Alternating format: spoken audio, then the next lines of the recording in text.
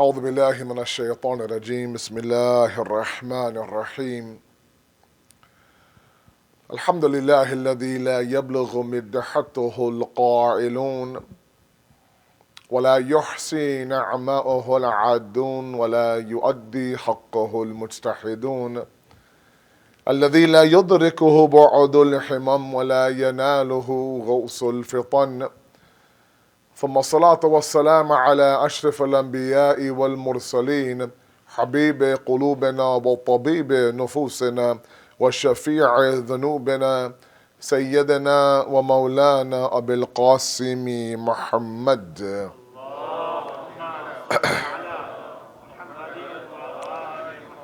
وأهل بيته الطيبين الطاهرين المعصومين المظلومين لا سيما بقية الله في الأرضين صاحب العصر والزمان خليفة الرحمن إمام الإنس والجان ولعن الله أعداهم أجمعين إلى يوم الدين أما بعد فقد قال الله وقوله الحق بسم الله الرحمن الرحيم والذين جاهدوا فينا لنهدينهم سبلنا وإن الله لمع المحسنين صدق الله العلي العظيم اللهم صل على محمد.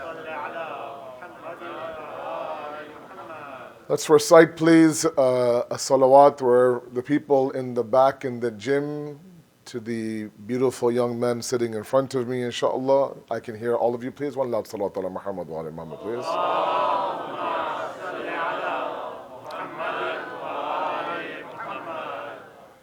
The cultivation of an Islamic identity has been our ongoing topic. Tonight is lecture number 10, and we have reached the night of Ashura. May Allah accept your grief and your gham and your tears. It's not easy to sit there in a mask for that long. And if you're going to do that, at least make it worth it. Even that sitting and listening to me with a mask on wasn't worth it. May Allah accept that from all of you. It's not easy, but you brought your children, you brought yourselves. We pray to Allah subhanahu wa ta'ala that if one night, if one moment of these 10 nights, inshallah, Allah accepts, then maybe we might be amongst those who are successful, inshallah. Our discussion has reached a beautiful level where we have talked about many things. We talked about the components of an identity. If you remember that idea, we talked about the idea of mind, body, and soul inside of Islam. Identifies who you are. The I-ness and the who-ness is what an identity is. When somebody asks you, who are you? That's the answer of your identity. Then we talked about the idea of the power of thoughts and how thoughts sometimes can really cultivate who we are. Remember the chain of thought, which seemed like years ago now, from fikr all the way to thought. That one instance of a thought now could really kind of have an impact on who we are. And then we talked about the three barriers in this identity. From this inferiority complex that I refer to as internalized Islamophobia, to the power of doubt, the destructive nature of doubt, to a fear of rejection. And I said that if you remove these three elements, then you get to a stage where now you are comfortable with being distinct. That was last night's talk. I talked about the fact that being distinct is a very fitri, innate reality. All of us deep down inside, we all wish to be distinct. We have this idea of being ma'loom, known. We want to announce our arrival. Either indirectly, directly, subconsciously, consciously. There are those who walk in a room and want the whole world to know it. There are those who quietly come and sit in the corner, but nonetheless, inside, through various means, they are and they understand that I am somebody, I am unique, and I want to make sure that people recognize me for who I am. The example that I gave last night of many that really stood out for me, actually, wasn't my example, was that you could be sitting in a very small group, right? 3 to 4 people. One man comes and says salam to 3 of you and ignores you. If you saw yourself as nothing but a part of a group, that would have been sufficient for you, that salam, but it wasn't. You were annoyed that how come he didn't recognize me? So even though I'm sitting in a part of one group of 4 of us, I am distinct. I am 1/4 of that group. Now, the whole premise last night was the idea that if we do have this innate fitri need to be distinct, we need to direct that towards being distinct in the eyes of Allah subhanahu wa ta'ala. I talked about how and what and where all that was yesterday. And that brings me to tonight. Now tonight, when you remove those barriers, part of the tool that we use to remove the barriers is knowledge. Now before I get to my content, let me make one sort of a discussion as a muqaddama, as a preliminary talk that's important. This dunya, this world is a world of distraction. It's a world of test, as you know. It's a world of one hurdle after one hurdle after one hurdle. I oftentimes tell my elders in the audience now, you should, with your children, sit down and tell them your story. Tell them where you were born and when you got here and how you got here and where you came from. And because all they see is that you walk into a building, you turn on the mic switch, turn on the light switch, and voila, the program is ready. Or they see the fact that, they have a home and everything is there and the latest and greatest and all that. They don't see the journey. Because part of what you end up doing by telling your children or your grandkids, for some of you, that journey, is that you give them a little bit of this understanding that if you struggle, you could achieve something. One of the challenges of this generation of ours today, these millennials that I will kind of target between 13 and about 30, 31, is that they look for ways to make things as convenient as possible, and God blessed them for that. Everything is an app nowadays, right? When I was their when I was their age, an app was nachos and a spinach layer dip. That was an app in a restaurant. What are your apps today? Now you say app and something else. So anything and everything they've made very convenient. A click of a mouse, a swipe of a finger, and that's it. They'll take you from point A to point B. Imagine those days now, we used to call a person and write down those directions. 401 West, not even 47, 401 West, get off at 410 South, right? Steeles, Kennedy, and writing it down. The problem is that while convenience is great, convenience only goes so far. And if you are convenient enough in terms of looking for ways now to make things better, the element of struggle becomes removed from you.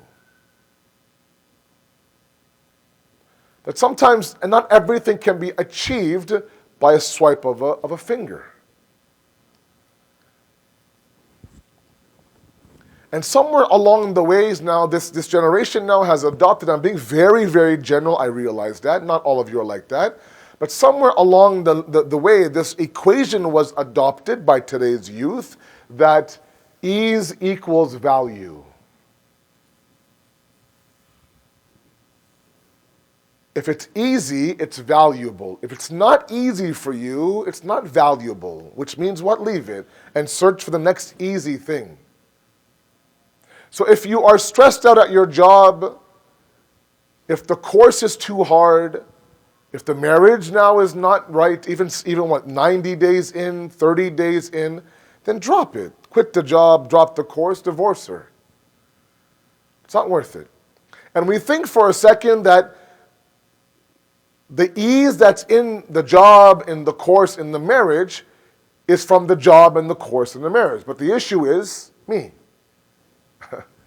So I will go from job to job to job to job, looking for the ideal job that's easy. Nothing is ever easy, of course not jobs. And I will be this, this rotating door in and out of jobs and out of jobs. And until I realize that, whoa, maybe it's not my past 7 jobs, maybe it's me.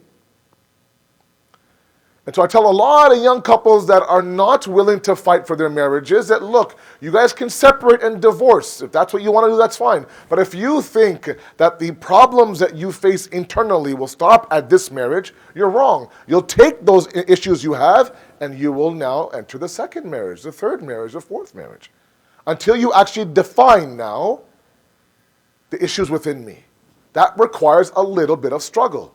Whereas Islam says not ease equals value, but rather struggle equals success. I have said this many times, Allah subhanahu wa ta'ala is not in everything a result-oriented creator. He's very much a process-oriented creator. Which means that if you adopt the right path and you adopt the right process and you work hard, it sounds better in Urdu that Allah doesn't want command from you, He wants koshish from you. Doesn't want perfection from you, He wants struggle from you. Like remember my example of the boxing ring. The idea now is that you stand in front of Allah now, scarred from head to toe, telling Allah, Allah, wallahi, I tried. I spent my 67, 71 years in this dunya in Brampton, Ontario, and I tried. I had the scars to prove it. Because in the Quran now, Quran has a very generic way of handling struggle, and in a very, very funneled, direct way of handling struggle. And everything I've asked yourself and myself to do across these 10 nights has not been easy. It's very hard to tackle the fear of rejection inside of us. Very hard. It's very hard now to remove this inferiority complex and be someone who's proud of the way they are and what they believe in. Sometimes it's a lifelong mission. There are people my age that are still struggling with those situations. So in one area, for example, Allah is very generic and very broad. لَيْسَ لِلْإِنسَانِ إِلَّا مَا سَعَى. You are nothing. The insan is nothing but what it strives for. Meaning you are defined by your struggle. You struggle for shaitan, you become satanic. You struggle for divinity, you become divine. Meaning close to Allah subhanahu wa ta'ala. You struggle for this dunya, you become the ahl dunya. You struggle for the akhir, you become ukhravi in nature. And so on and so forth. You are defined in this world by your struggle and your striving. And then Allah subhanahu wa ta'ala in Surah Ma'idah goes one funnel in, one filter in, one level more, a little bit now closer. يا أيها الذين آمنوا اتقوا الله وابتغوا إليه وسيلة وجاهدوا في سبيله لعلكم تفلحون. You want to be successful. 3 of them in Surah Ma'idah, verse number 35, I believe. God-centric. Find a path of nearness to God. And then struggle. وَجَاهِدُوا فِي سَبِيلِهِ. That was an common struggle. Whatever you struggle for, you become that. God says, no, now, jahidu fi sabilihi. Now struggle, but struggle in my path. If you want to be successful. Then he goes one step further, which is the verse I read for you every single night in the khutbah from Surah Al-Ankabut, where Allah says, now. وَالَّذِينَ جَاهَدُوا فِينَا. You want to struggle? Struggle in our way. Work hard, push hard, try to make your worship perfect, try to learn your deen. We'll talk about that today. All of that, you do that, in this very world, Allah will open up doors for you. لِنَهْدِيَنَّهُمْ سُبُولَنَا. Paths, not just one, not one sabil, subul, many different paths will open up. And I'm sure, again, like I said, my elders, I would love it if one day you guys all wrote a book for me about your life. I'd read it. How you got here, I can't even move to Milton from Stouffville. You guys picked up your life and flew across the ocean. Incredible. And don't tell me that paths didn't open that you thought were closed. There must have been hundreds for you. But that was because this tawakkul and reliance, you left Dar, or you left, let's say, Bombay, or you left Karachi, or wherever you left, you must have this tawakkul of God. देखो हम लोग वहाँ जा रहे हैं, let's see inshallah what happens, but tawakkul Allah. Now sometimes that tawakkul is a little bit misplaced. I remember going in a taxi in Qom, and if you've been to Qom, you know the driving, mashallah, is excellent. They really have respect for the law, and they really have respect for the speed limit. This taxi guy, I told him, I go, look, I'm late for my class, please let's try to get there. And this man, mashallah, was trying to get, and of course he enters a one-way meaning one way towards me, against a one-way. I go, Allah, this is khalaf, you can't do this. This is against the law. He goes, Allah, tawakkul Allah. I go, look, not everything has tawakkul of God. You can't break a law and say tawakkul. That tawakkul is not what I'm talking about. So God now talks about the idea that, look, everything you are and your identity is what you strive for. You are known for what you struggle for. So I'm not up here for 10 nights saying, oh, it's easy, he makes it sound so difficult, so easy. No, I know. A lot of trauma, a lot of triggers. There's a lot of stuff inside of you have to sort through to get to where I want all of you and myself to be. A Muslim with a sense of pride nowadays, where you identify with being a Muslim. You correct somebody when they pronounce your name incorrectly. You have no problems wearing hijab, let's say, for example. It's okay if in your Zoom call, there's Ya Hussein banners in the back. You're not worried about your coworker saying, what's that flag behind you? Part of that comes from, like I said, the idea of being distinct last night. Part of it comes from knowledge. We cannot identify with a path unless we know the path. And I challenge my young guys. The reason why I brought this idea of striving and struggling, because I see you in every other aspect of your life, you do not become complacent. If the undergrad that you have does not cut it, you'll go back to school 10 years later and get your master's. If you're at your workplace for many, many years and you're stuck, let's say, at one position, you won't. You'll go to your manager and say, look, either you give me that promotion to a different job, a better job, or I'm going to go shopping around for another job. I've been here for a decade now. I'm not moving up the ladder. If I'm going to the gym right now and I'm heavy lifting weights, let's say, for example, after a while, the weight becomes very light. You add on a couple of more, a 10-pound plate, for example. But the deen, for example, unfortunately, is such that, the last time I talked about God, Asad Bhai, was my grade 9 madrasa class. The last time I opened a book about Islam. Yeah, I sit there in majlises, I come in Muharram, month Ramadan, that's fine. That's okay, but I tell you, the least effective way of learning sometimes is this pulpit. I'll be very frank with you. It's a monologue, it's 45 minutes, right? And every 15 minutes, your mind goes. I know that as a speaker. But for you to consciously now invest in your mind now and build on what you already know is what the deen requires. Knowledge is everything. Knowledge is power. And a lot of what we doubt today can be answered through knowledge. Now, ilm is a whole discussion altogether. It's a massive discussion. But I do want to look at it through a different dimension tonight, inshallah. Sallu ala Muhammad wa ali Muhammad.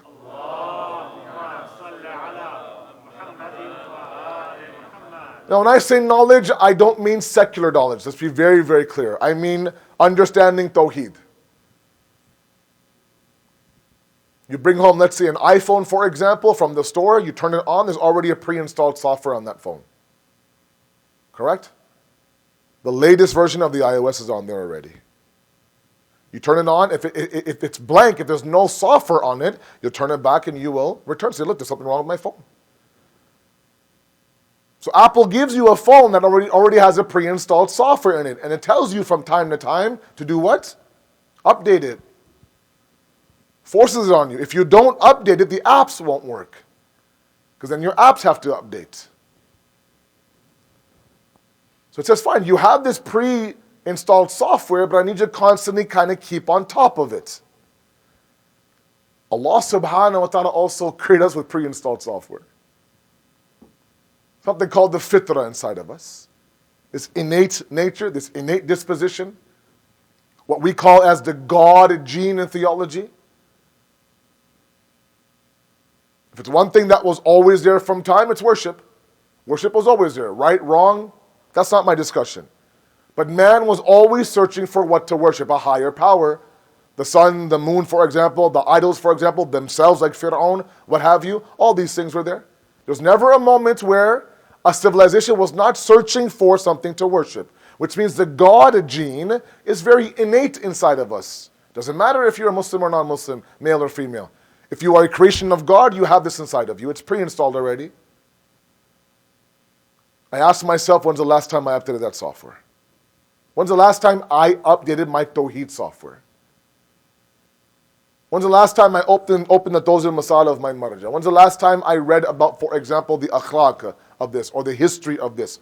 When's the last time I went through one tafsir verse of the Quran? Now, many of my elders, mashallah, you know that the Quran now is a part of your life, and alhamdulillah, you spend several hours a week doing it. And I get it right now. A lot of my young guys, 20s, 30s, you're trying to establish your career. I get it. Just got married now, trying to figure out a home in this market. I get it. I'm not asking you to sit there for hours and hours. But I am saying that knowledge is key. I don't think anybody in this room or anybody listening to me online has this enmity towards God. I like to think that's not going to happen. But you know what? I want to live my life, Asad Bhai, to anger Allah. I don't know if anyone's like that right now.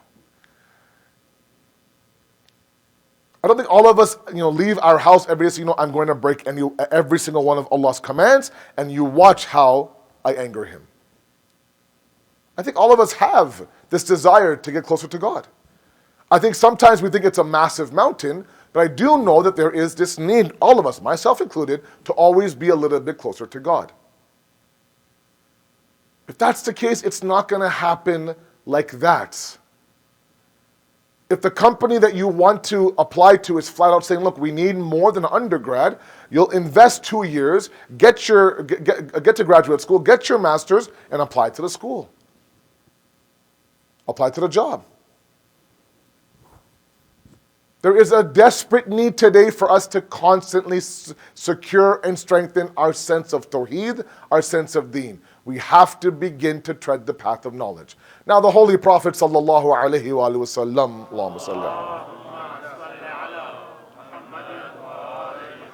I want to establish a little bit of the fadilat of those who seek knowledge first. And then I really want to get to what I want to talk about tonight. This is all a little bit of a pre-game show, as you say. He says very beautifully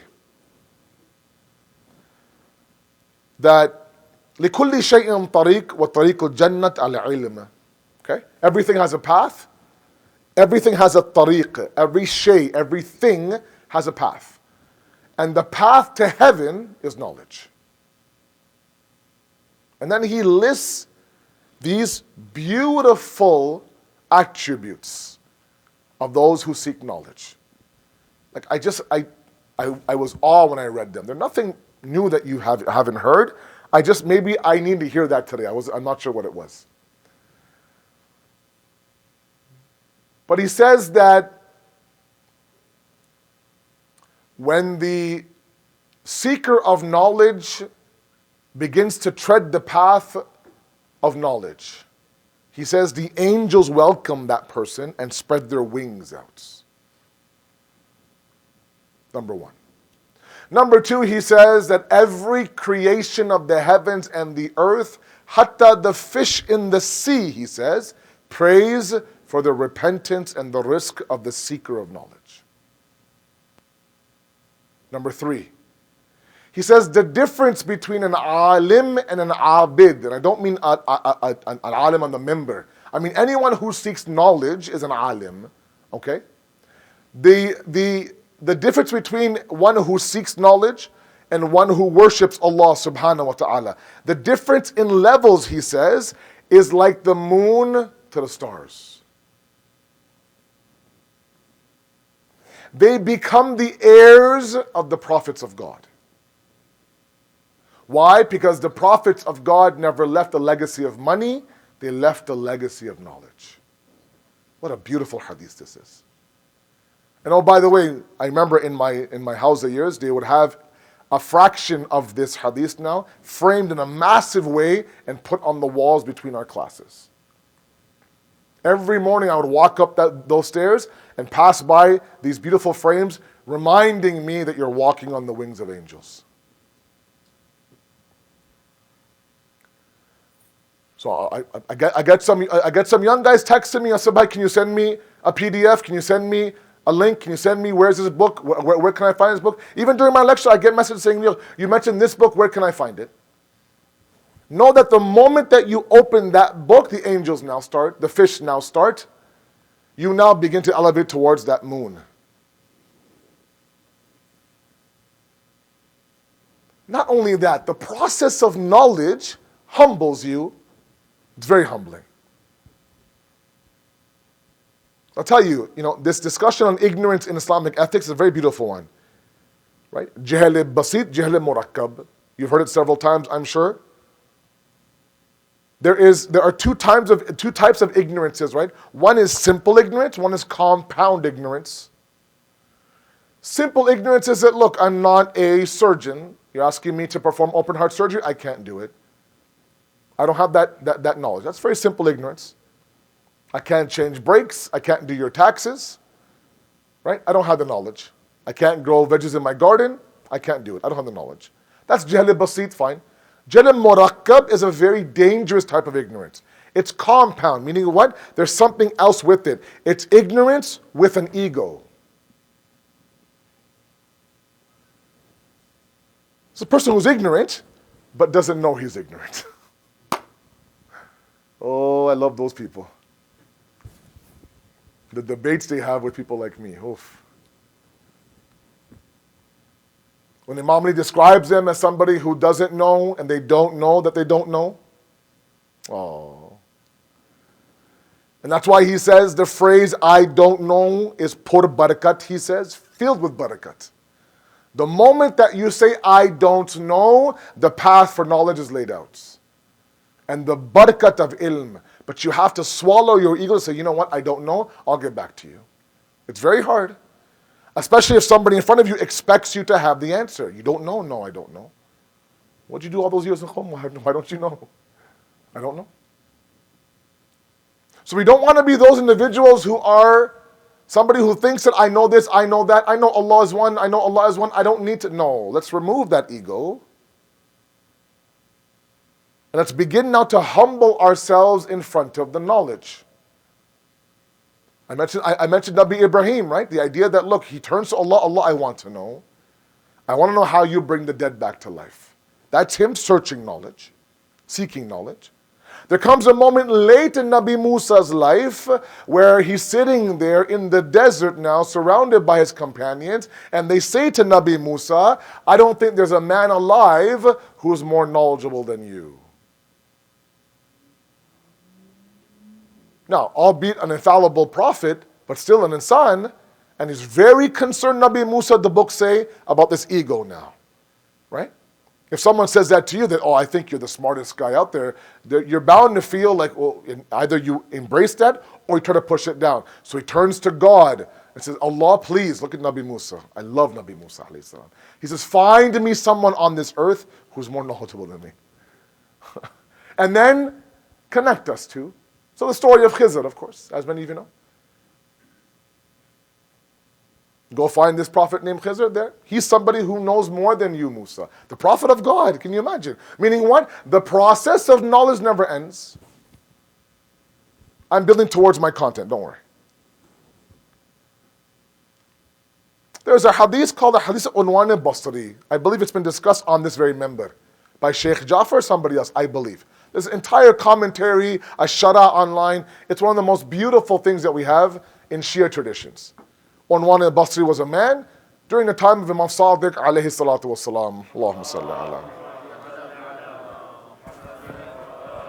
Very, very quickly, he was a student of Malik ibn Anas during the time of Imam Sadiq, but he wanted to be a student of Imam Sadiq. Okay? It's a very famous story. I'm sure all of you have heard this before. But very, very quickly, I'm trying to get to that last point. Anyways, he approaches our sixth Imam several times. Can you please be my teacher? Please be my teacher. He says, look, you have Malik. You're good. You're okay there. Turns to Allah now. Unwan al-Basri begs Allah, please soften the heart of Imam Sadiq towards me. Continues to ask him whenever he can. He ends up, this man at the door of Imam Sadiq, sitting on the ground in front of his door. Keep that picture in your mind. Sitting on the ground in Medina in front of the door of Imam Sadiq. When Imam Sadiq sees this, he brings him inside. Come. And then he tells him this beautiful hadith that I would recommend my youth to look up. Unwan Basri. U-N-W-A-N Basri. It's there, beautifully translated and laid out in English online. The beauty to me of this story is Unwan al-Basri was 94 years old. Now a 94-year-old man sitting on the ground in Medina, on the ground in front of Imam Sadiq. Imagine now you come into Masameen and seeing a 94-year-old man sitting at the door of the front door, on the ground in front of the front door. Imagine that. Are you okay? Everything all right? But this is the commitment he had to the path of knowledge. How do I show Imam Sadiq how absolutely obsessed I am that I want my path of knowledge to travel through you? 94 years old. There's no retirement age when it comes to knowledge of Islam. My elders. Hamana zamana guzar gaya, what I know, Maulana. Sab sun liya maine, this and that. I've heard it all, this and that. No, it has to be even incremental, bit by bit. If there's a little bit of izafah and addition to your knowledge, alhamdulillah. Now, in the same Hadith Unwan al-Basri, Imam Sadiq has a beautiful journey of knowledge. He says, ilm is not knowledge. That's just English's weak translation. He says, ilm is a journey, he says. Ilm is a journey that starts with information in your brain, ma'alumat, descends onto the heart. Now, Shabir Bhai and I had a beautiful conversation last night for about 2 seconds. He says, tell them, Syed, about the softness of the heart. Tell these young guys they need a heart. Yes. Ilm does not stay up here in Islam. It's not just facts that you are regurgitating. True ilm is captured by the heart. From the heart now, it travels towards amal. Understand that journey. We know a lot. It's all up here, right? Do the calculation, my elders. How many thousands of hours of majas of Imam Hussein have you heard? Way back to when you were a beautiful, tall, good-looking Javan. Way back when. It's been what, 30 years, 40 years? 30 years, 40 years? How many hours? And even in a 45-minute lecture, if there was 50 minutes of knowledge of that,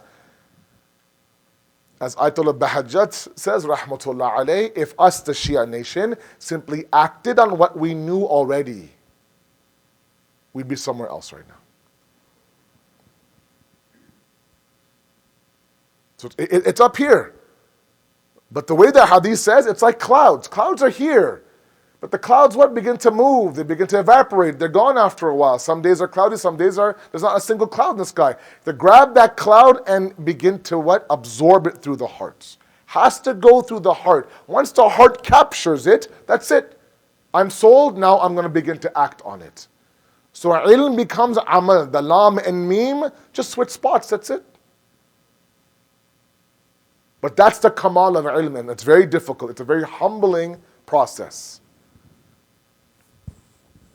It's also a very meticulous process. In an instant gratifying society, Islam says, don't adopt that when it comes to knowledge. If you apply one thing your whole life, that's successful.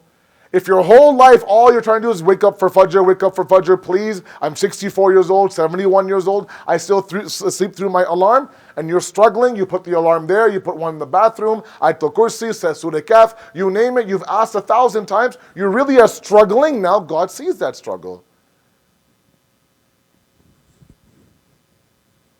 The humbleness is very, very important. We have to approach knowledge with the amount of humbleness. I talked about that tartib, right?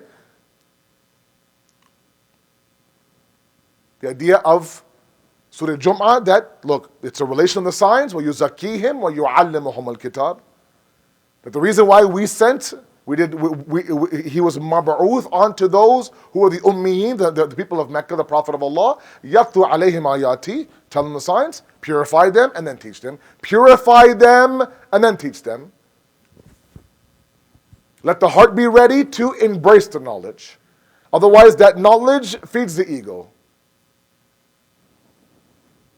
And that's why when the Holy Prophet sallallahu alaihi wasallam, Allahumma salli ala, talks about the process of knowledge, he says that it's a 5-step process, and every process is very, very humbling. When a man comes to him and says, Ya Rasulullah, what is knowledge? He says it's 5 things, he says. Insat, Istima' amalun bih, hifz amalul bih, nashr. Meaning what? First, knowledge is silence. Then knowledge is listen very carefully. Then it's retain what you've heard. It's act on what you've retained. Then you spread that knowledge. Look at that 5-step process, subhanAllah. First, it's silence. Sit in front of someone who's learned and zip it. You don't need to add on his class. How many times did I sit in class, I remember, and the teacher in the house are going through 45 minutes. Oh, he's giving us diamonds and jewels and rubies and gold at us. And we're just like, we can't keep up. There's always one guy, Ustad, can I add to your class? Papa, don't add anything to the class. It's not missing anything. He's a senior alim in the house that doesn't need your addition to anything. Just quietly, absorb it and then listen carefully. Istima', it says. Then hifz, then retain it. Retain what you've heard. Make some notes, look it over and over again. Does it make sense? And then act on it, and then you can spread it. People like me have it opposite. We spread quick, go. Meanwhile, I myself am not doing anything. Nashr happens at the very, very last stage. It's a very humbling stage. Knowledge is very humbling. It's supposed to humble you. Khair. Now, the beauty of knowledge is this discussion. I'm going to mix a little bit of akhlaq today and a little bit of knowledge. The hadith that I'm going to try to explain is al-ilmul misbahul aql. Simple hadith. Knowledge is the lantern of the intellect. Keep that in the back of your mind and come with me while I go through some internal emotions. Sallu ala Muhammad wa ali Muhammad, please.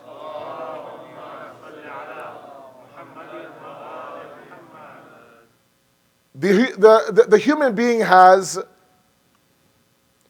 4 faculties inside of the human being. Al-Quwwat al-Nafsani, right? Inside there are 4 faculties, 4 departments, 4 powers, you name it. There's anger, there's attraction, there's creativity, there's the intellect. Everybody has that. There are things that we are attracted to, there are things that we are repulsed by, there are things that make us creative, wahami, then there is the intellect. Now, without going into anything too deep, I want to focus on anger and desire. Ghadab and shahwa. Very, very, very quickly, please follow me. Sometimes I think we believe that all of anger is evil, all of shahwa is evil. Okay? There are some other religions that say desire is all wrong. Right? So Islam rejects the notion of celibacy. Desire is not all wrong. In fact, desire, when controlled and governed, is a beautiful blessing of Allah subhanahu wa ta'ala. Anger, when governed properly, sometimes should be there.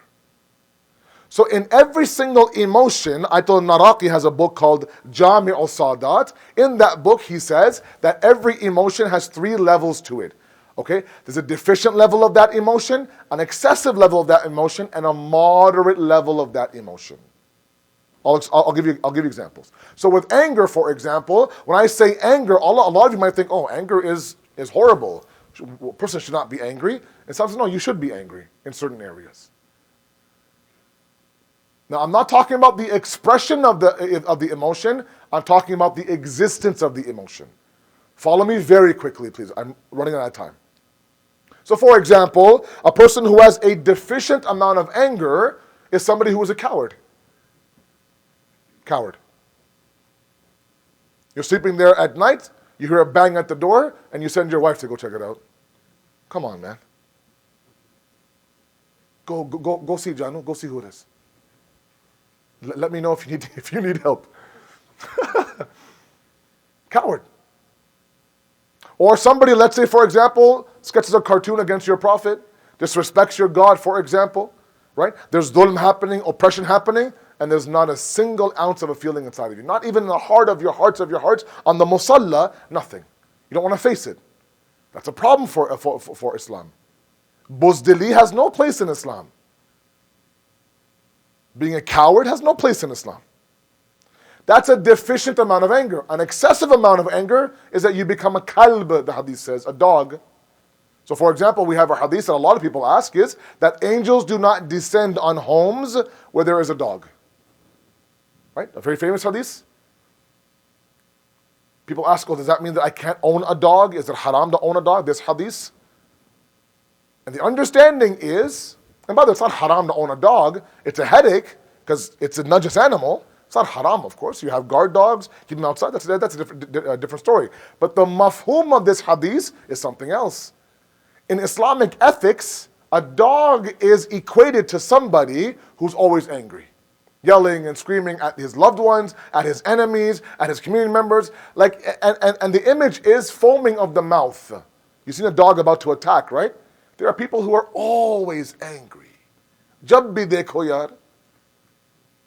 Angry, gussa, yelling, screaming inside the house, tyrant inside the house. He walks into the door and one's like, just don't even make eye contact. That's excessive. And the deen says that he is equivalent to a dog. So yes, if there is an individual who has dog-like qualities inside the home, angels won't come in that home. Yelling and screaming and disrespecting your wife and yelling at your kids to the point where they fear Baba. That's an excessive amount of anger. That's also not allowed. We're shooting for the moderate level of anger. And that moderate level of anger, if deficient now equates to be a coward, and excessive equates to being, let's say, for example, an animal and a beast, that moderate level breeds courage. Look how deep Islam is. Does not wipe out the whole emotion altogether. Doesn't say, oh, all of anger is wrong. No, there are moments where you should be angry. If somebody sketches a cartoon against your prophet, you should be angry. If someone disrespects your wife and your family, you should be angry. What's happening right now, let's say, for example, in Yemen, that should anger you. The way the U.S. treated Afghanistan should anger you. If you're not angry, if I'm not angry, now how you express that anger is not my discussion. There are some who want to rah-rah downtown, that's fine. There are some who post. There are some who simply ask Allah in their dua to please destroy the zalimeen of today, inshallah. But nonetheless, are you angry? That shuja'at comes from anger. Do you get? Now, that's anger. Come to desire. Same three layers. There is a deficient amount of desire. There is an excessive amount of desire. There is a moderate level of desire. Beautiful akhlaqi discussion. So for somebody who has a deficient amount of desire, they have no drive to do anything. Completely, absolutely complacent in life. They don't accelerate, they don't elevate, they don't get better, they don't better themselves. You could see them after 10 years, voy hale unka. Hasn't moved. You ask them, yeah. Everything is, yeah. There's no movement, no desire to be better. The lethargy that comes about with a person that doesn't have that drive from a deficient amount of desire. An excessive amount of desire, of course, is somebody who is, gluttonous. Somebody now who has to have everything, can't say no to his desires. Right? Somebody now who is enslaved by their desires. The Quran says that these are people that treat their hawa as their ilah, their desires as their gods. You feed the beast thinking the beast will get full, but the more you feed that beast, the hungrier it gets. It gets bigger and bigger to the point where it devours you. That's excessive desire. A moderate level of desire creates modesty. Subhanallah. Iffa. For all of us need, especially men, we need a good jolt of modesty sometimes in our behavior. But look at the deen. Okay? So from two emotions that on paper seem negative, please follow me, my young guys, you're a smart group, seem negative. Other religions treat them as blasphemous. Islam says no, they need to be governed. If governed properly, they can produce shuja'at and iffa. Courage and modesty. Two beautiful sifat of a human being. The question is, how do I get there? What governs these two powers? The intellect does. The aql does. Aql has to be strong enough now to be able to ward off. When you're angry and you're fuming mad and your mother makes you angry, it happens sometimes, Islam says, don't say a word. Go upstairs, you can scream in your pillow, but don't say a word. But you can't take it, so you blow up. You scream, you punch a wall, you slam doors, you stomp up those 14 steps. God forbid you do that with your parents. That means the aql now took a back seat and anger now sits on the throne. When the order is reversed, aql now sits on its throne, you go back and say, Mama, I'm sorry, Mama, I was wrong. Or in desire, when we are engulfed by desire, we break Allah's commands. We commit this sin, commit that sin. Aql is now all the way down there, and shahwa and lust and desire takes over. You commit the sin, aql goes back on the throne. Astaghfirullah Rabbi wa atubu ilayh. See the pattern? Okay. How do we build the aql? Aql is very important. It governs the entire company.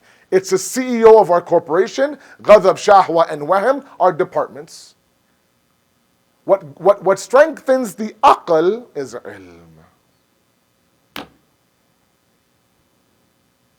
Now come to the hadith. Al-ilmu misbahul aql.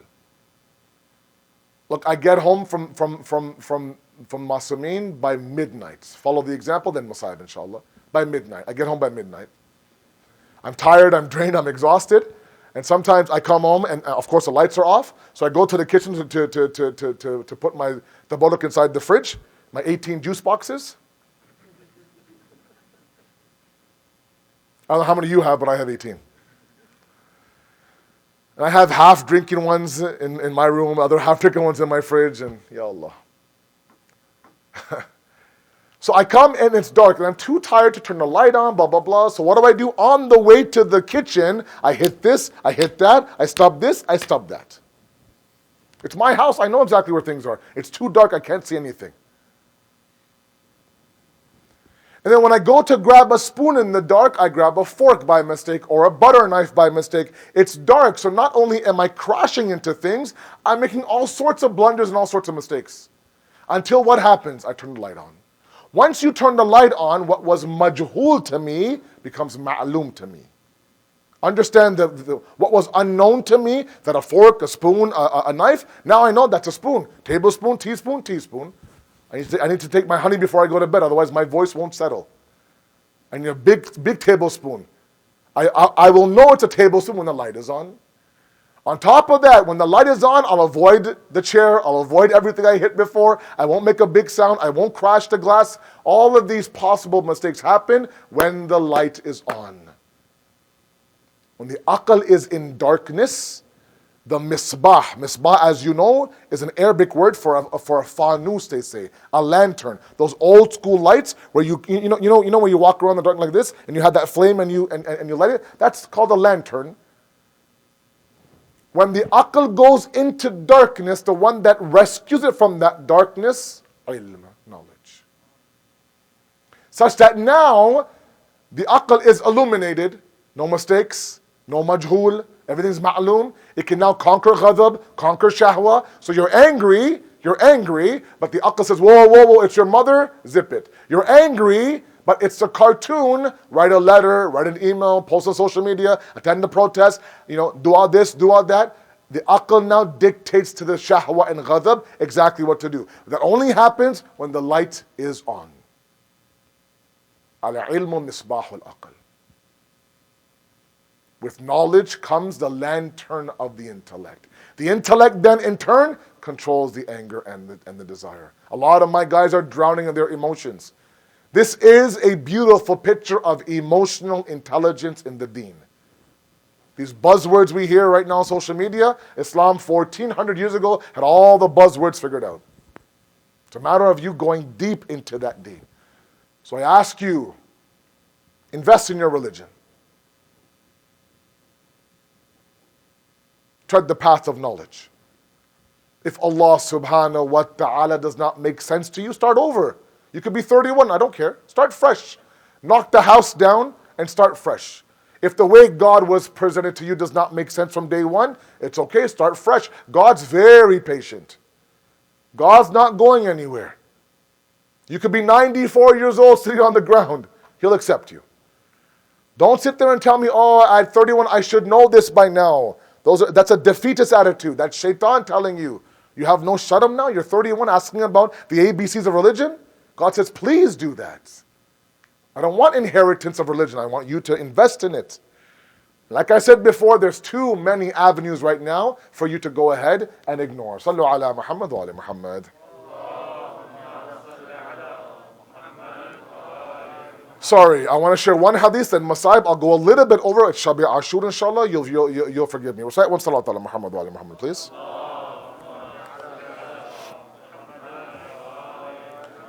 I don't usually do this. I don't bring devices on the member, as you know. But this hadith I really found to be very, very good. Now, I want to make sure that we don't adopt today's cancel culture to the path of religion.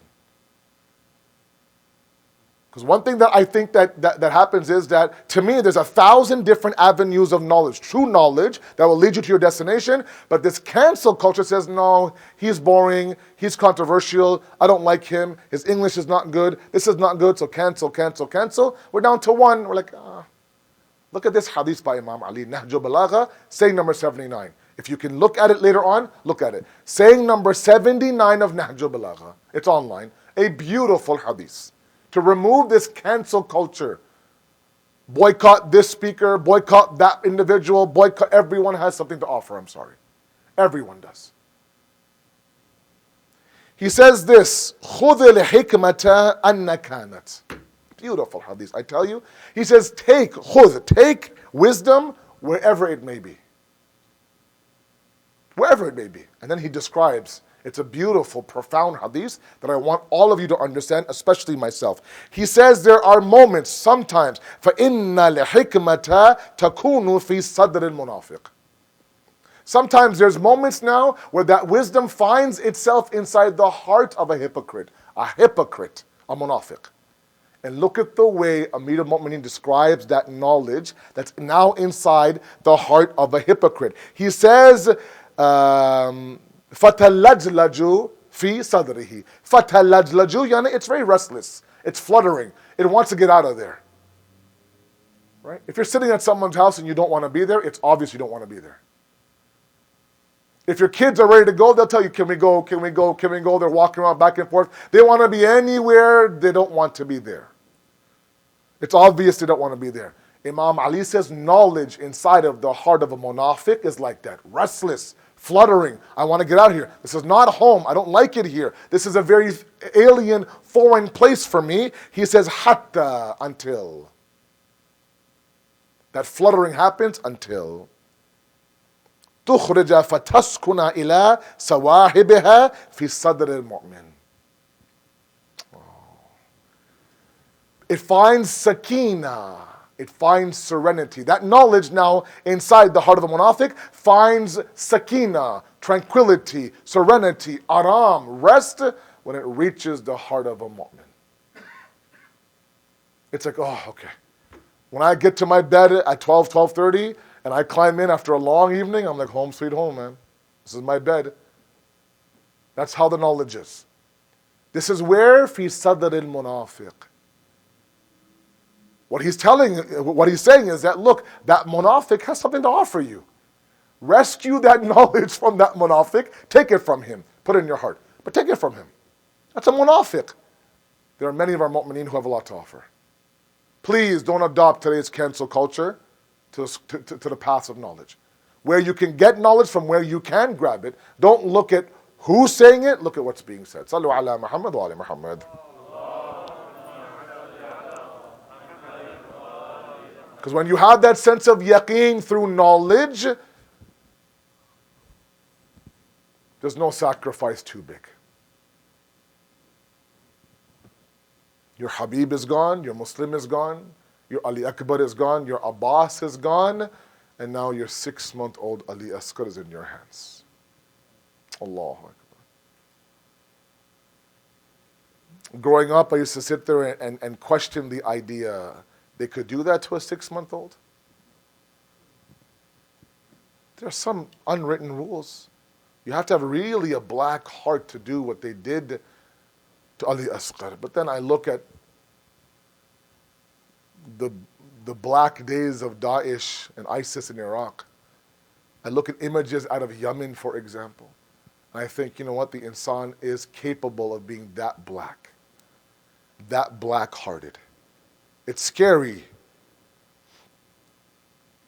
And all of these masa'ibs that you have heard and you have cried, stop and ask yourself, is there a blackness inside of my heart? If Abbas's arms were cut, who's cutting the arms of my yaqeen inside of my heart? If Hussein tried to reach the people of Kufa and Yazid stopped him, there's a Hussein in my heart trying to reach the people of Kufa in my heart. Is there a Yazid stopping that Hussein in my heart?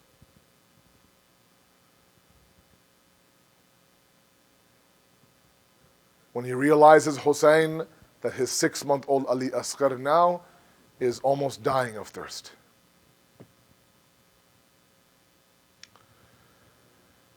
He takes his 6-month-old and he approaches the enemy. Look at my Mazlum Imam. And again, this was not this idea that my Imam would ever beg anybody. Even his letter to Habib was not something that he was begging for help. He loved Habib to the point that, Habib, I want you to be shaheed on the plains of Karbala. That's why I'm calling you. He took Ali Asghar to the Maidan of Karbala to give the enemies a chance. This is your chance to soften your heart.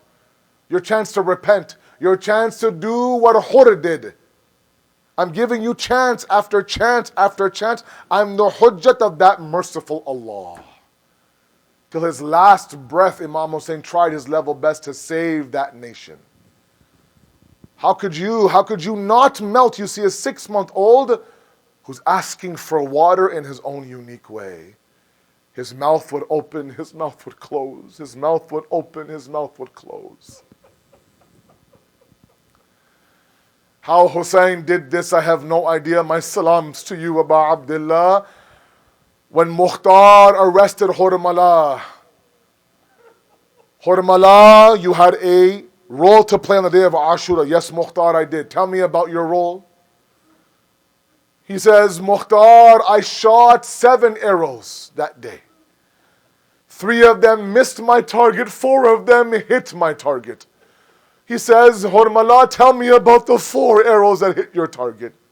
He says the first arrow that hit was Abdullah ibn Hassan, the son of Imam Mujtaba. When he saw that nobody was there to protect his Chacha Hussein on Asri Ashur, all the men were gone. This 11-year-old went running outside the khayma and fell on top of his uncle to protect him. The arrow that killed this 11-year-old boy was my arrow, Mukhtar.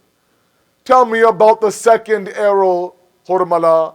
He says the second arrow, Mukhtar, was that arrow that I shot in the eye of Abul Fazl al-Abbas. That arrow that he fell on when he fell from the horse. There are some riwayat that actually describe how did he take that arrow out. It wasn't Hussein who did it. Without arms, how do you take that arrow out? Some say that Abbas took the arrows between his knee and took it out like that.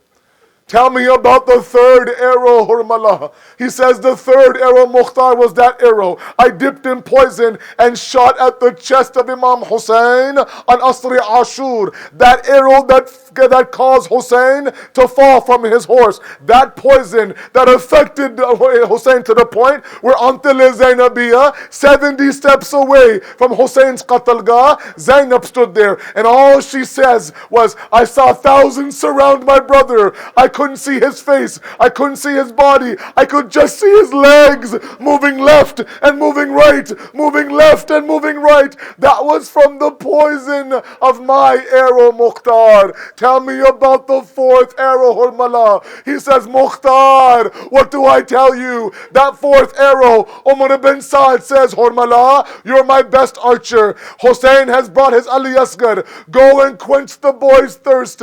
I picked up an arrow, a 3-prong arrow I use on animals. I shot it with such fierceness. It went through one side of the boy's neck and came out the other side. He was pinned to Hussein's arm. Hussein took the blood of Ali Asghar, attempted now to throw it to the sky. Hey Hussein, if we accept this blood now, there'll be Qayamat. The ground says, hey Hussein, if we accept this blood, there'll be a zilzala and an earthquake. Hussein, my Muslim Imam, wiped the blood on himself. He walks towards Rabab. Hey Rabab, I took your 6-month-old for water. I brought him back now like this. 7 times my Mola went back and forth. How do I tell Rabab? How do I tell Rabab? When finally he says, Rabab, come and help me bury our Ali Asghar. I don't know how they did it, how a mother and a father were able to do it, but with that Zulfiqar, they dug a small grave in the plains of Karbala and buried Ali Asghar. Matam ya Hussein, ya Hussein, ya Hussein.